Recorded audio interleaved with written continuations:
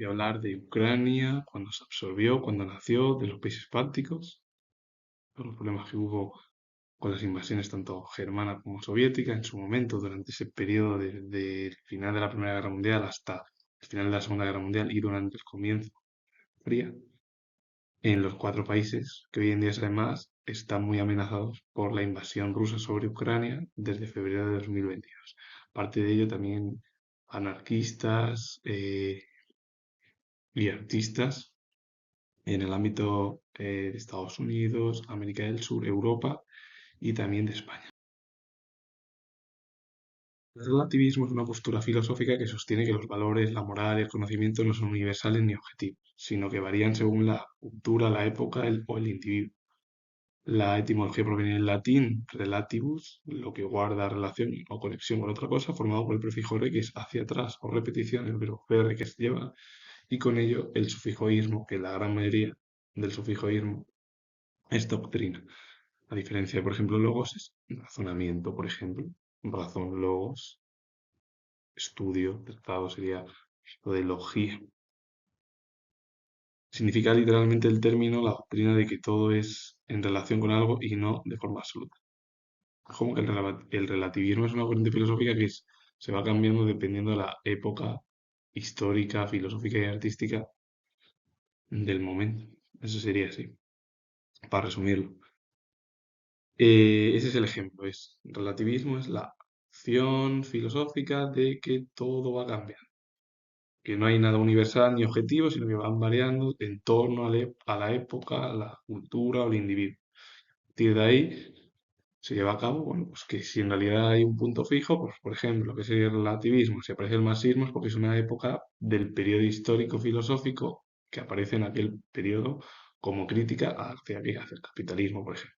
Si aparece la corriente del existencialismo, es porque tiene una manera de entender que desde el siglo XIX los individuos tienen miedo a la existencia del momento y ven que no hay, o a lo absurdo que surge, por ejemplo, sería ese ejemplo. Es decir, la existencia o el existencialismo es esa corriente en el cual hay como miedo relativo a la existencia, por ejemplo.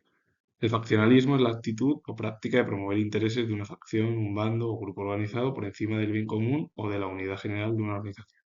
Etimología como relativismo también proviene del latín de factio, onis, bando político, grey o grupo que hace o actúa en común, proveniente del verbo hacer, que es hacer. Y con ello el sufijoísmo que denota la tendencia de escindirse en bandos activos y enfrentados, que es como intereses más. En realidad, el faccionalismo es casi la división de diferentes grupos, entre grupos, que es por intereses que hay entre algunas. El relativismo cultural sostiene que las costumbres y valores de cada grupo humano solo se entienden dentro de su propio contexto. ¿Qué es el relativismo? Por lo que ha hablado de que es el contexto, la cultura, la época, que es lo que se ve en ese momento. El relativismo cultural es solo se entiende a través de cómo ese grupo humano pues, ha ido evolucionando a lo largo de sus costumbres y valores que han tenido, por ejemplo. Y el relativismo noseológico niega la existencia de verdades universales u objetivas, afirmando la validez de cualquier conocimiento y depende siempre de las condiciones de la cultura de quien lo enuncia. Eso sería el relativismo noseológico. Es que no hay ninguna verdad absoluta, universal, es decir, la existencia de verdades absolutas u objetivas no existe, lo niega. Afirma la validez de cualquier conocimiento, depende siempre de las condiciones o la cultura que lo enuncia. Y la gnoseología es la rama de la filosofía que estudia el conocimiento humano en general, el origen, la naturaleza y sus límites. Se le llama también teoría del conocimiento y la etimología proviene del griego, gnosis que significa conocimiento, facultad de conocer, y logos es estudio, teoría, razonamiento, discurso. Es razón, logos. El significado literal es el estudio tratado del conocimiento. La gnoseología lo que se encarga es de estudiar el origen, la naturaleza y los límites del conocimiento. Es decir, cuáles son nuestros límites expuestos si llevamos a cabo un tipo de teoría, por ejemplo, o de corriente filosófica. teoría del conocimiento es la rama de la filosofía que estudia la naturaleza, el origen, las posibilidades y los límites del saber humano. Analiza cómo el sujeto capta un objeto y valida la verdad de sus pensamientos, entendiéndose de manera amplia la gnoseología más enfocada en la ciencia a través de la epistemología. La teoría del conocimiento es igual que la gnoseología, que es el origen, la naturaleza y los límites del pensamiento humano. Pues la teoría del conocimiento es igual, es los límites y las posibilidades y el origen del conocimiento humano que tenemos nosotros. Es decir, ahí figurativamente lo voy a decir entre comillas, cuatro cartas, y esas cuatro cartas en torno al pensamiento, a la filosofía de la historia y del arte, se abre camino. Y a partir de ahí, abriendo ese camino, esas cuatro cartas van ir cogiendo tus decisiones, por ejemplo, en torno a lo que tú puedas entender. Tú no puedes ir más allá de las cosas. Se puede hablar, es verdad que la filosofía se ha hablado desde el ámbito hasta empírico, hasta el ámbito del mundo de las ideas, que está más allá, e incluso de dioses, como por ejemplo pasó ya en la Edad Media o en la teología. Ese sería un ejemplo. Y la epistemología es la parte de la filosofía que estudia el saber. Analiza cómo se crea el conocimiento, de dónde sale, cuáles son sus límites y cuándo se puede decir que algo es verdad. La etimología proviene del griego episteme, que significa conocimiento firme, saber o ciencia, y logos, que significa estudio, razón o discurso. Y el significado literal de epistemología es el estudio tratado del conocimiento. Igual que la teoría del conocimiento, igual que la gnoseología, son límites que se imponen a través del conocimiento humano. Las Radium Girls son las chicas de la radio, que fueron un grupo de trabajadores que enfermaron de gravedad por envenenamiento radiactivo, 1917. Ellas pintaban esferas de relojes con pintura luminosa de radio en la empresa United States Radio Corporation en Orange, en Nueva Jersey. Y además fueron un grupo de mujeres que se envenenó por la pintura, por afilar los dientes en torno a la United States Radio Corporation, que fue la empresa que las contrató y que estuvo activa en Estados Unidos durante casi 10 años, entre 1917 y 1926, en Orange, como he dicho, en Nueva Jersey, y es célebre por producir pintura luminiscente con radio y por el trágico caso de las chicas de la radio, trabajadoras que sufrieron envenenamiento letal por radiación al afilar los pinceles con los lápices. Y sobre todo también con los dientes, pues se los secaban ahí, y eso era un peligro porque daba lugar a que eso era radiactivo y enfermaba por dentro a las chicas. Es verdad que al final la destacada de las Radium Girls puso una denuncia a la propia empresa, pero desgraciadamente murió muy joven. La guerra de independencia de Ucrania o guerra soviético-ucraniana ocurrió entre marzo de 1917, justo con el estallido de la Revolución rusa, hasta noviembre de 1921. Fue un violento conflicto enmarcado en ese periodo del conflicto civil ruso, donde Ucrania intentó consolidarse como república independiente antes de ser absorbida por la propia Unión Soviética. Finlandia también pasó lo mismo, pero Finlandia cogió otro camino diferente, no fue reabsorbida por la Unión Soviética. ¿Verdad? Que parte de lo que hay hoy en día en Finlandia, en Suecia, que están en la OTAN, que por cierto, ambos no eran miembros de la OTAN, sino solo de la Unión Europea hace, hasta hace poco, y ahora ya pues ya son miembros importantes del Tratado del Atlántico Norte. Claro, en torno a la Revolución Rusa, que estalló en 1917, Ucrania proclamó su propia república, buscó separarse del control ruso, como había pasado con Polonia, que nació, por cierto, como había pasado con eh, tantas otras culturas, y sobre todo los países que estaban absorbidos por lo que fue en su momento el Imperio ruso. Los múltiples frentes, pues los ucranianos lucharon contra la fuerza bolchevique, tropas rusas blancas, polacos y otros ejércitos de la región, y finalmente el resultado es que el propio país o el Estado quedó bajo la integración y absorbido con el nacimiento de la Unión Soviética en 1922, que es cuando directamente nació en diciembre, y que en 1991 se desintegró también en plenas Navidades, lo que fue la URSS. Y luego en 1991 la Unión Soviética se disolvió, nació Ucrania en verano, el 24 de agosto de 1991, de forma pacífica, que vino precedido por el colapso soviético total, la caída del muro de Berlín, problemas económicos, industriales, bueno, sobre todo eran problemas económicos que tuvo el bloque del este o comunista soviético. Y claro, 23 años más tarde se le ocurrió a Putin invadir la península de Crimea, la conquistó y casi una década después, en febrero de 2022, decidió invadir otra vez Ucrania, que además la invadió, pero pues, todavía no ha conseguido ni asentarse ni convertir a Ucrania e imponer un gobierno títere en el país ucraniano, por la ayuda también de los aliados y sobre todo de la OTAN. Entre ellas nos encontramos nosotros. Es decir, que aunque no estemos en guerra, estamos en guerra contra un invasor, que son los rusos, sobre Ucrania, que es independiente, claro, un país o un estado soberano.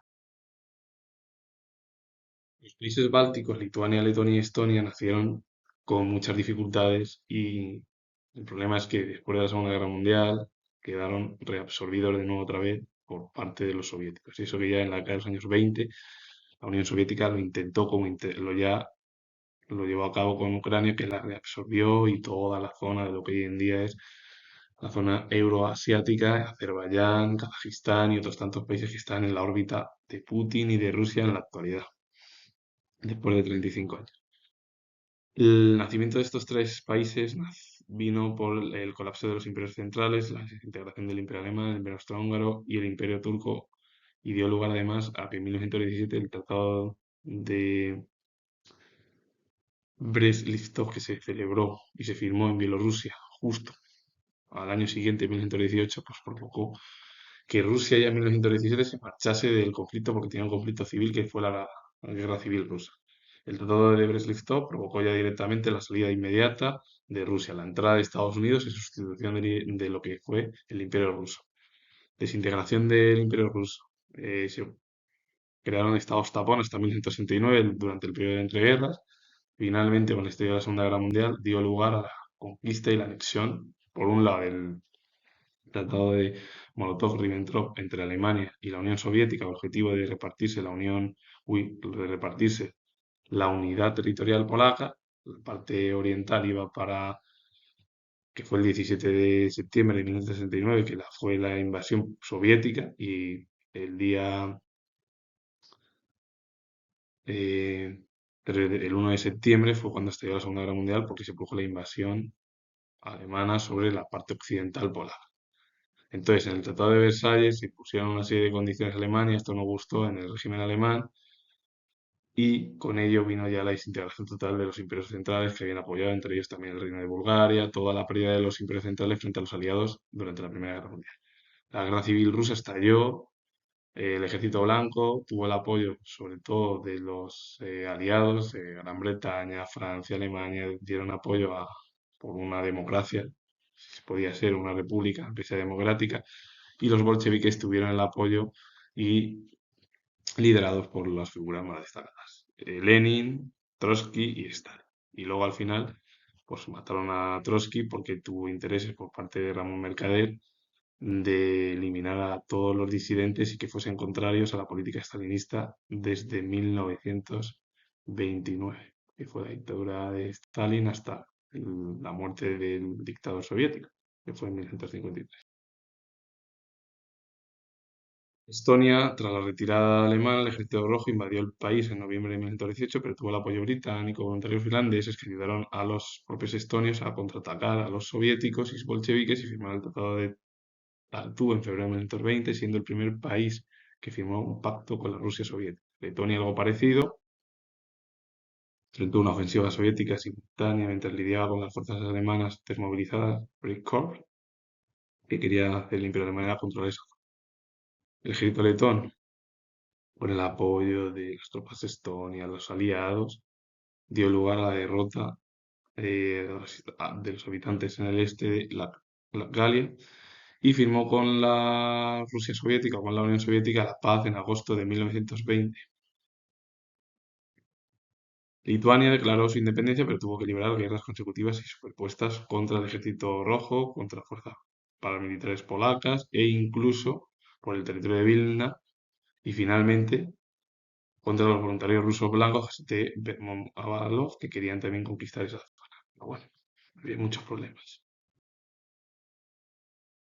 Las respuesta de la posguerra en estos países bálticos provocó al final que ambos se consolidasen como repúblicas democráticas, Polonia, Checoslovaquia, todo lo que se denominó estados tapón, hasta que en 1939 a alguien se le ocurrió por parte de los regímenes totalitarios soviético y alemán de decir que había que romper la baraja y reventar en sí, entre comillas, está mal dicho, pero llevar a cabo un cambio político, económico y social pues, con el objetivo de invadir, como había ido invadiendo Alemania durante el periodo de la dictadura militar liderada por Hitler desde 1963. A partir de ahí, estos estados sobrevivieron, se llevaron a cabo pues, esos tratados por la derrota soviética, pues, mediante tratados bilaterales desde 1920. Es verdad que todo cambió, sobre todo porque la derrota temporal soviética en el Báltico obligó a Moscú a volcar su atención hacia el frente polaco.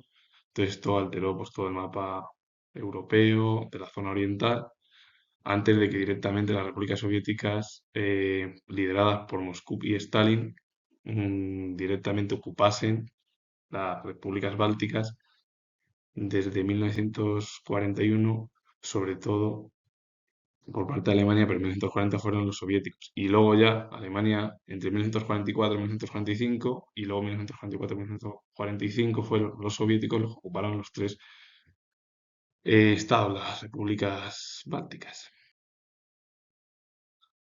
La ocupación de las repúblicas bálticas comenzó en junio de 1940 por parte de los soviéticos, bajo el pacto Molotov-Ribbentrop, en el cual se decía que sí, pero claro, el pacto Molotov-Ribbentrop era para ocupar solo Polonia, pero bueno, debe ser que hicieron alguna cosa más ambos regímenes dictatoriales, alemán y soviético, que entró dentro de esa estructura.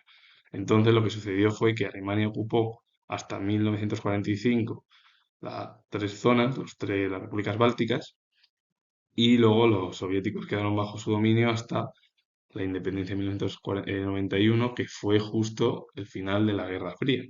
Entonces, la URSS se forzó pactos de asistencia mutua, invadió a los tres países, e impuso una anexión como repúblicas soviéticas en agosto de 1940, pero el problema es que la acción nacio-alemana también a través de la Operación Barbarroja en junio de 1941, que fue la que ocuparon, bueno, pues eso provocó que el Tercer Reich controlase la región e integró el territorio en el Reichsmuseumsstaat Outland. Y finalmente, desde 1944 más o menos, empezó la reconquista soviética, si se quiere decir, que en realidad fue la anexión soviética por parte de las repúblicas bálticas y bueno, pues se llevó a cabo un proceso de sovietización en ambos países, como había pasado en Ucrania, y luego ya hasta desde Alemania oriental, Alemania del Este, hacia atrás era todo controlado por los soviéticos. La parte occidental, liderada por Estados Unidos, no reconoció esa anexión ilegal por parte de los soviéticos y el colapso, todos los problemas que hubo en la década de los 80, 90 en la parte oriental europea y sobre todo en torno al comunismo, provocó directamente la desintegración de la Unión Soviética en 15 estados. Lituania, Letonia y Estonia y también Ucrania se independizaron. Hoy en día las repúblicas bálticas, las tres, no pueden ser atacadas por parte de los rusos o por parte de Putin porque están en la OTAN. Si atacan un país en la OTAN, hay un conflicto bélico. De ahí que Ucrania pues está ahora mismo en muchos problemas porque no tiene el paraguas de la OTAN, aunque tiene ayuda. Y la Operación Barbarroja fue la invasión sorpresa de la Unión Soviética por la Alemania nazi el 22 de junio de 1940. Durante la guerra provocó además este conflicto de que la Segunda Guerra Mundial se produjo así y además esto provocó millones de soldados que avanzaron en tres frentes hasta la zona de Leningrado, Moscú y Ucrania, porque además la Operación Barbarroja fue esa operación del eje hacia los soviéticos, con el objetivo de eliminar, y también hacia la zona de Ucrania, con el fin de destruir el régimen soviético en pocas semanas por parte de los aliados. Grace Fayer fue pintora de esfera estadounidense y perteneció al grupo de la Radium que demandó a la United States Radium Corporation después de sufrir envenenamiento por radio mientras trabajaba pintando esferas de relojes, que es lo que provocó eso. Y Grace Frick fue investigadora, traductora y profesora estadounidense, investigó a su pareja de toda la vida, la escritora francesa Marguerite Yourcenar, y enseñó idioma en universidades de Estados Unidos y también fue la segunda decana académica en ser nombrada para Hartford Junior College. Andrew Hepburn fue actriz, modelo y bailarina británica de la época dorada de Hollywood. Una de las películas en las que participó, que fueron tantas, fue la de Roman Holiday de 1953. Por cierto, estuvo cerca del régimen alemán en su momento también. Y el anarquismo, que nació con el objetivo de romper los estados e incluso criticó al marxismo por ser también una postura filosófica cercana a los estados políticos y la dictadura del proletariado, pero sin eliminar las estructuras estatales. Bueno, pues Emil Henry fue anarquista franco-español. Por cierto, él nació en Barcelona. Emil Henry, responsable de dos atentados con bomba, el más conocido en el café del Hotel Terminus en la Gare Saint-Lazare parisina. Aunque su breve participación en el movimiento anarquista recibió mucha atención por motivo de la gran preocupación respecto a los movimientos revolucionarios en la alta burguesía. Es verdad que se acercó al anarquismo y luego ya se fue alejando. Auguste Vaillant fue un anarquista francés que se hizo conocido internacionalmente a finales del siglo XIX porque fue el autor del atentado con bomba contra la Cámara de los Diputados francesas el 9 de diciembre de 1893. Al año siguiente murió el propio Vaillant. Y tantos anarquistas que todavía queda o que voy a hablar, ahora voy a centrarme en una figura dentro del humor, del mundo de la televisión, como fue Pedro Reyes, que fue humorista, presentador y cineasta español. No tan conocido, pero muy importante. Santi Jerónimo Caserio fue un artista italiano del siglo XIX, conocido por haber asesinado al presidente francés Marie-François Sadi Carnot el 25 de junio de 1894. A los 2 meses casi fue guillotinado el 16 de agosto de 1894. Louis Lucchesi fue un anarquista italiano que asesinó a la emperatriz Isabel de Austria en 1898. Gaetano Bresci fue un anarquista italiano, asesinó también al primer monarca, que fue Humberto I de Saboya, al primer monarca europeo que lo asesinó. Y el ataque fue una venganza por la sangrienta represión militar de protestas obreras en Milán, ordenada por el propio monarca italiano, que fue Humberto I de Saboya, aunque fue Humberto I de Italia. Que por cierto, Víctor Manuel III fue el que subió al trono y fue el que estuvo durante el periodo de las dos guerras mundiales, su hijo Víctor Manuel III. Y que fue además justo la dinastía Saboya la que estuvo. Además, Humberto I de Italia, uno de sus hijos, estuvo reinando en España, como fue Amadeo de Saboya, Amadeo I. Néstor Ivanovich Majo fue revolucionario anarquista ucraniano y comandante del ejército revolucionario insurreccional de Ucrania durante la guerra de independencia de su país, de Ucrania.